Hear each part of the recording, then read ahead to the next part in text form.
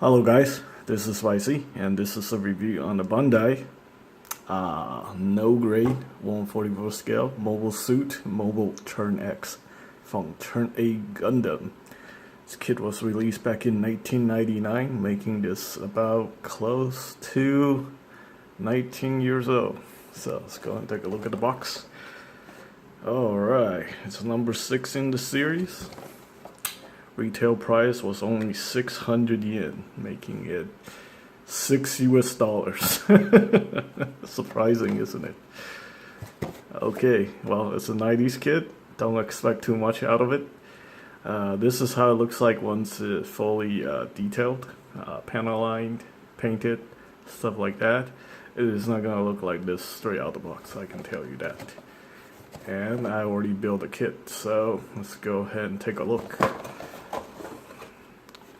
This is a straight out of the box build. As you can see, I just took it out of the box. That's including construction. That's it. But basically, I think this is the only straight out of the box kit I'm gonna review on this channel.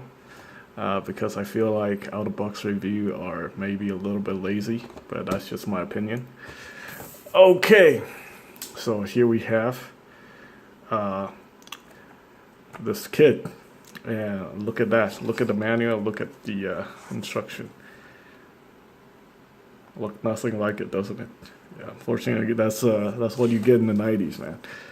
A lot of disappointment. But overall, it's a very nice kit. It's got some very nicely molded details, but you do require to put in quite a bit of work to get it to look like this.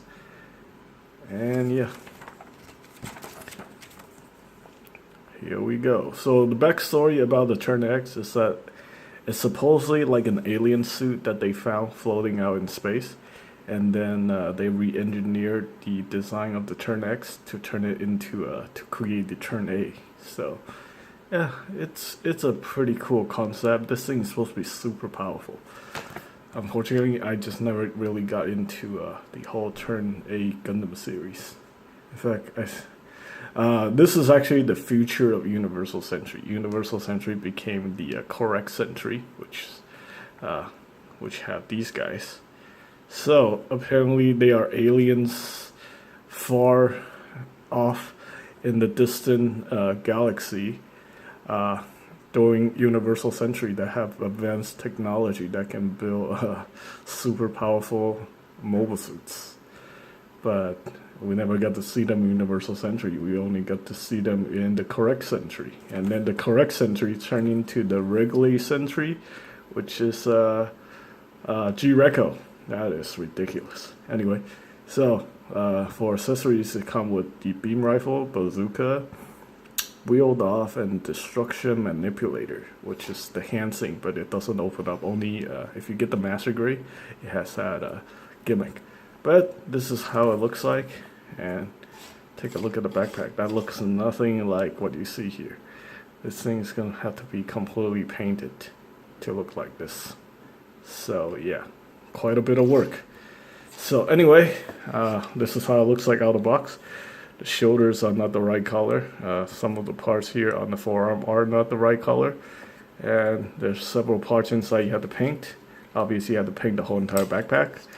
And I think it can look really good once you detail it up. You also need to paint the visor.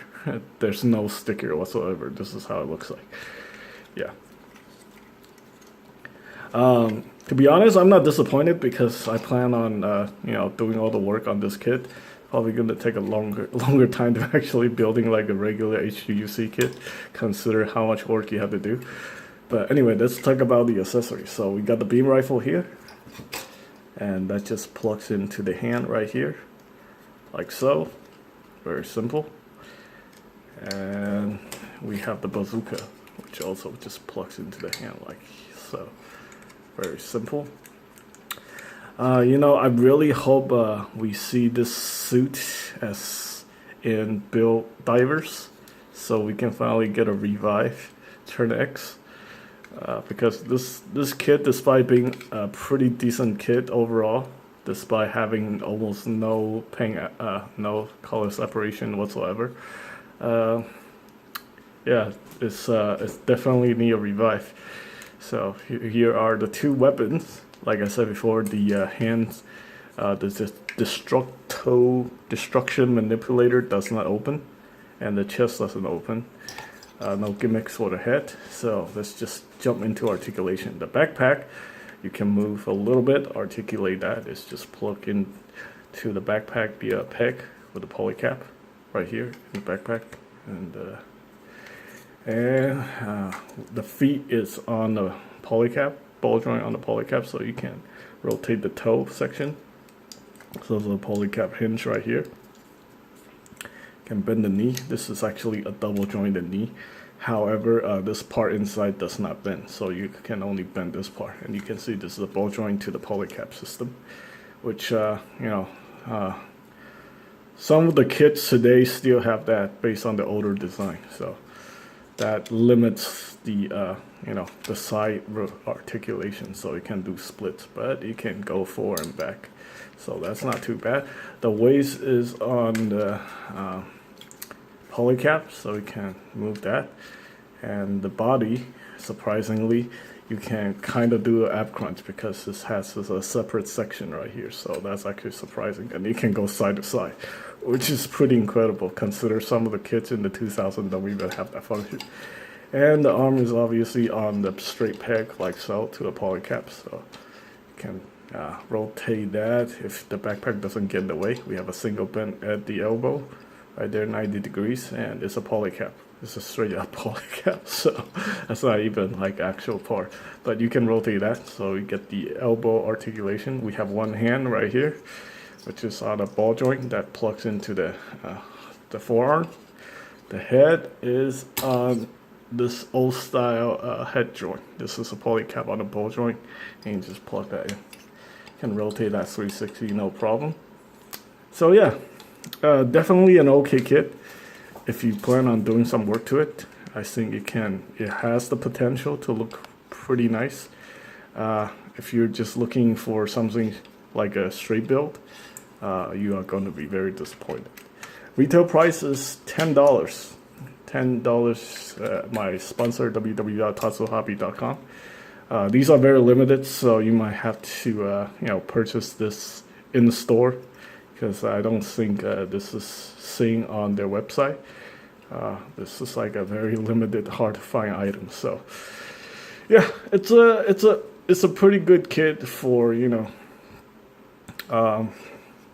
people who's willing to put some work into it. Unfortunately, we still not have a Revive high grade of this kit. We have the Revive Turn X, and that was great, but no the Revive Turn A. We have we have the high grade Turn A, which I've reviewed, but still no Turn X. So I'm hoping we'll see a Turn X in the near future.